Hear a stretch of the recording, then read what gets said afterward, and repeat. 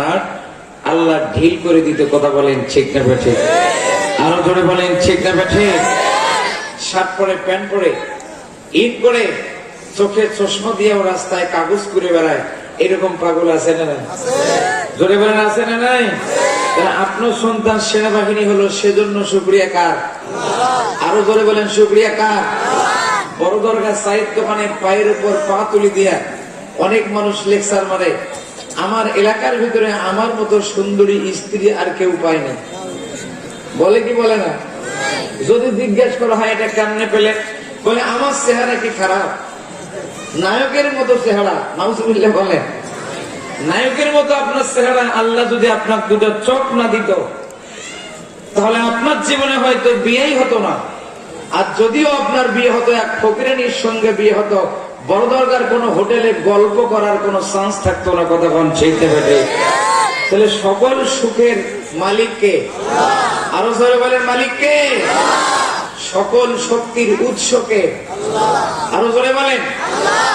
কার লাগিয়া কান্দ মানুষ, কার লাগিয়া হাসো, যে তোমাকে সুখে রেখেছে তুমি সেই মালিক ভুলে গেছো। ঠিক না বেঠে? কার লাগিয়া কান্দ মানুষ, কার লাগিয়া হাসো, যে তোমাকে সুখে রেখেছে তুমি সেই মালিক ভুলে গেছো। এই পৃথিবীর মালিক যিনি,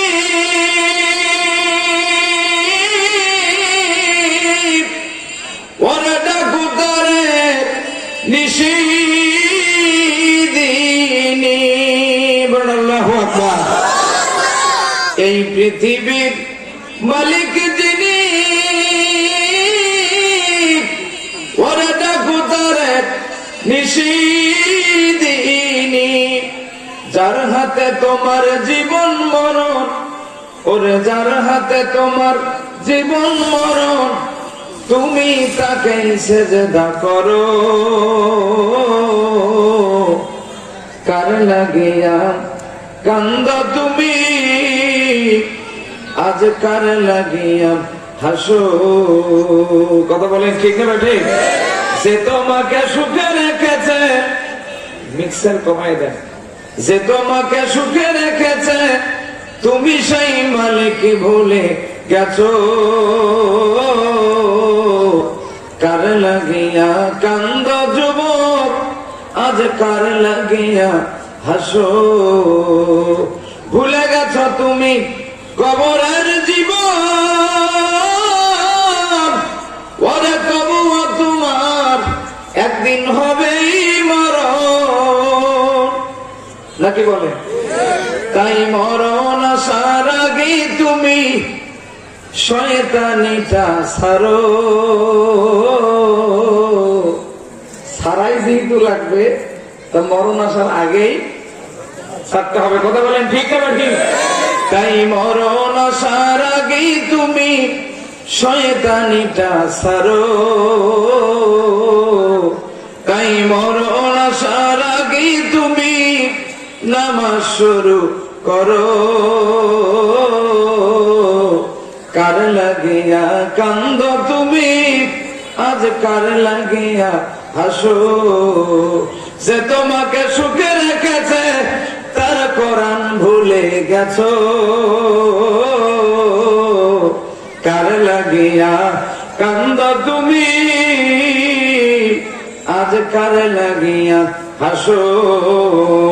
লা ইলাহা ইল্লাল্লাহ, লা ইলাহা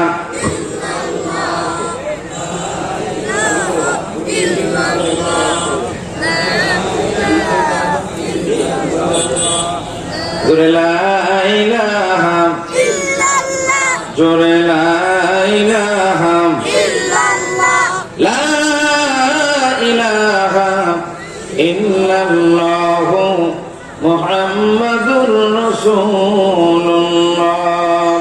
সকলেই বলি সাল্লাল্লাহু আলাইহি ওয়াসাল্লাম। আজ থেকে 20 বছর পূর্বে বাংলাদেশের প্রায় ম্যাক্সিমাম লাইব্রেরিতে একটা গ্রামার জনপ্রিয় ছিল। সেই গ্রামারের নাম ছিল এম এ সামার। নাম কি তাই না ভাই? গ্রামের নাম ছিল ইমে সামাদ। আজ থেকে 20 বছর পূর্বে জনপ্রিয় ছিল। হ্যাঁ, লেখক ছিল গ্রামের নামটা বাংলাও ব্যাকরণ। লেখক ছিল এম এ সামাদ। ওই গ্রামের লেখক ছিল এম এ সামাদ। খুব চলতো। 20 বছরের ব্যবধানে মানুষের রুচির পরিবর্তনে নতুন নতুন লেখক আসছে, নতুন নতুন গ্রামার আসছে। এখন 6, 7, 8, 9, 10 এর বাচ্চা এম এ সামাদের গ্রামার এখন অনেকেই চেনে না। কথা বলেন ঠিক কিনা?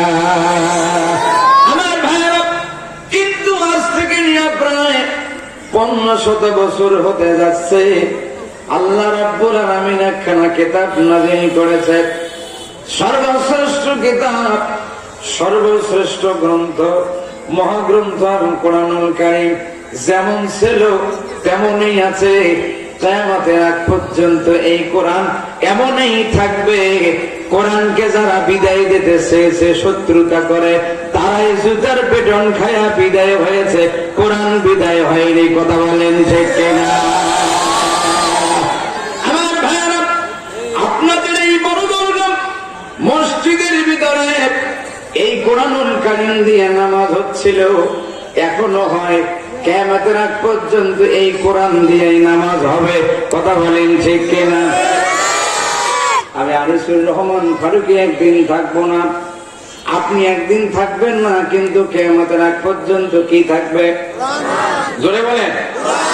বিভিন্ন লেখক বই লেখার পরে বইয়ের শেষে অথবা প্রথম অংশে অনুরোধ করে, সম্মানিত পাঠক পাঠিকা বৃন্দ, যদি আমার লেখনের ভেতরে কোনো ত্রুটি ধরা পড়ে আমাকে জানালে আমি সংশোধন করব, খুশি হব। সংশোধন করব, খুশি হব এবং আপনাদেরকে ধন্যবাদ জানাবো। আমার ভাইয়েরা, নিজের দুর্বলতার কথা প্রকাশ করে একজন লেখক, কিন্তু আল্লাহ রাব্বুল আলামিন কোরআনুল কারীমের শুরুতেই জানিয়ে দিয়েছে, যালিকাল কিতাবু লা রাইবা ফীহি হুদাল লিল মুত্তাকিন।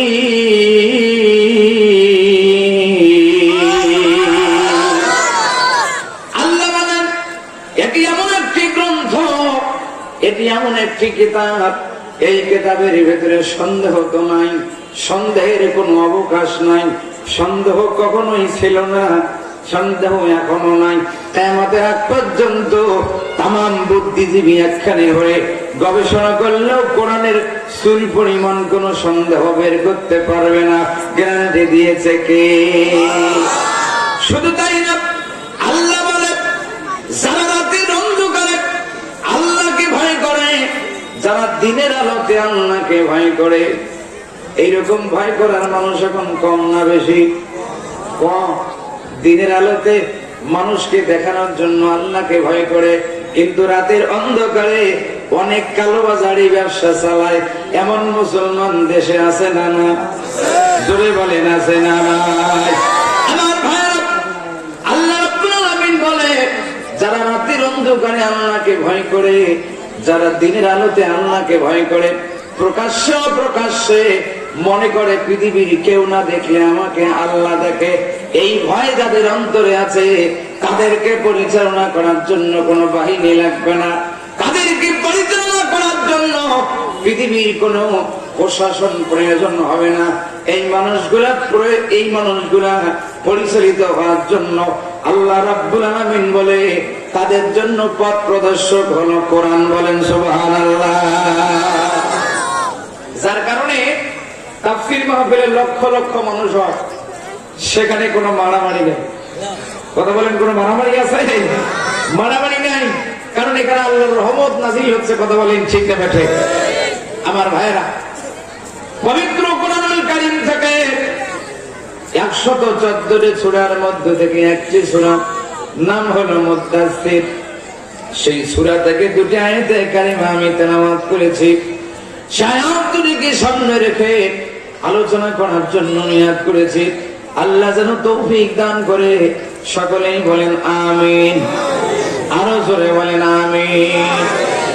কোরআনে যেহেতু কোনো সন্দেহ নাই, না আছে?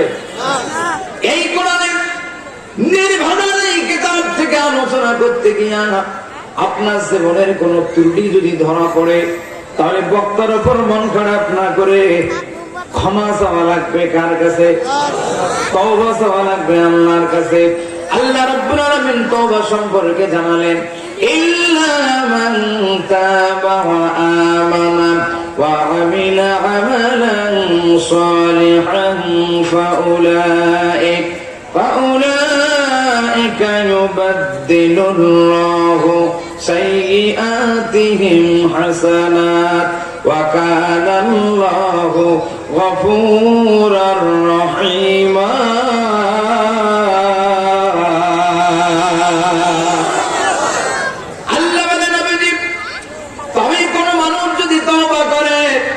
ঈমান আনে আর নেক কাজ করে, আমি আল্লাহ রাব্বুল আলামিন তার জীবনের সমস্ত গুনাহগুলো তো মাফ করবই, এবং যেই পরিমাণ গুনাহ ছিল ওই গুনাহগুলোকে আমি সওয়াব বানায়া দেব। বলেন সুবহানাল্লাহ। খুশি না বেজার? এই অধিকার আল্লাহর আছে না নাই? এই ক্ষমতা আল্লাহর আছে না নাই? আরো পরিষ্কার করে বোঝায়, ধরেন আপনার বয়স হলো 50 বছর অথবা 40 বছর, একদিন আল্লাহকে একটা সেজদা দেননি, 15 দিন রমজান মাসে একটা রোজাও থাকেননি, যাকাত খরচ হয়েছে 10 বছর হলো কোনদিন যাকাত দেননি, ফকিরকে ভিক্ষা দেননি, মিসকিনকে খাদ্য দেননি, আমার ভাইয়েরা এলাকার প্রতিবেশীর সঙ্গে ভালো আচরণ করেননি, পিতা মাতার সঙ্গে ভালো ব্যবহার করেননি, আপনার আমল নামায় পাপ আর পাপের সাগর তৈরি হয়েছে, পাহাড় তৈরি হয়েছে। আজকে ফজরের নামাজ পড়েননি, জোহর পড়েননি, আসর পড়েননি, মাগরিব পড়েননি, এশার নামাজ না পড়েও ওয়াজ শোনার জন্য আসছে, এইরকম শ্রোতা এখানে আছে না নাই? জোরে বলেন আছে না নাই? যদি হাত উঠাইতে বলি আপনি লজ্জা পাবেন, এই কারণে আপনাকে হাত উঠাতে বলবো না। লজ্জা আমার কাছে পাওয়ার দরকার নাই, চোখ বন্ধ করে লজ্জাটা আল্লাহর কাছে পেলেই হবে। আমার ভাইয়েরা, ঈশান নামাজ পর্যন্ত না পড়ে আপনি কোরআন শোনার জন্য এসেই পড়েছেন।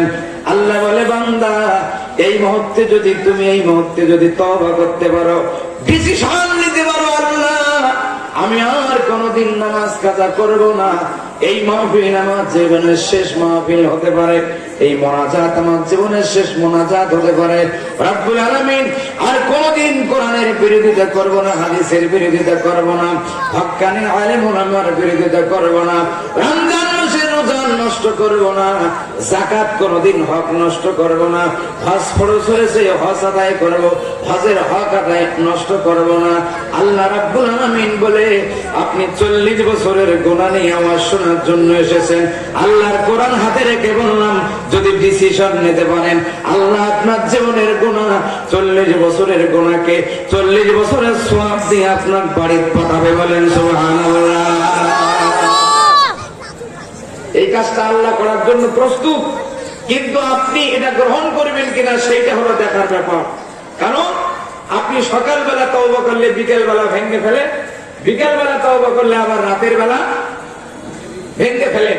সম্মানিত বন্ধু, তওবা করতে হবে জীবনে একবার। এই তওবাই যেন আপনার জীবন পরিবর্তনের তওবা হয়, এই তওবা যেন আপনার জীবনের চূড়ান্ত ডিসিশন হয়। ভাই একটু টেনশন করতেছে, সাউন্ডটা ঠিক করেন। সম্মানিত বন্ধু, তাহলে তওবা করতে হবে মনে এবং প্রাণে। মনে এবং প্রাণে যদি আপনি তওবা করেন, তাহলে আপনার জীবনের গুনাহগুলোকে আল্লাহ সওয়াব বানায় দেবে। সুবহানাল্লাহ বলেন, আরো জোরে সুবহানাল্লাহ বলেন।